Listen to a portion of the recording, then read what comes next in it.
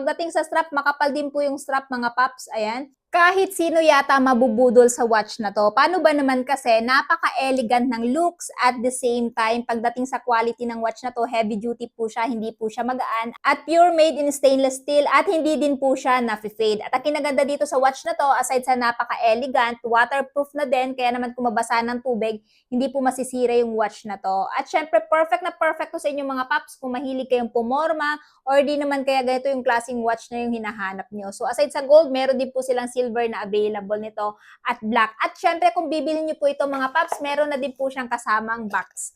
Kaya naman sa mga mima kung gusto magregalo sa hobby ninyo, ito yung watch na bilhin nyo kasi meron na siyang kasamang pa-box. At syempre, meron na din po siyang kasamang free battery at pang-adjust sa watch na to kung halimbawa maluwag sa husband nyo. So pagdating sa strap, makapal din po yung strap mga paps. Ayan. At syempre, pagdating naman sa lock, ayan po, secure na hindi po madaling mahablot sa wrist ng husband ninyo. Perfect na perfect to pang regalo or di naman kaya pang forma nyo mga paps. Ayan, mura lang to mga paps. At syempre, kung ganitong klaseng watch yung gusto nyo at gusto nyo din itry ito, idadrop ko na lamang yung link ng watch na to dyan sa baba.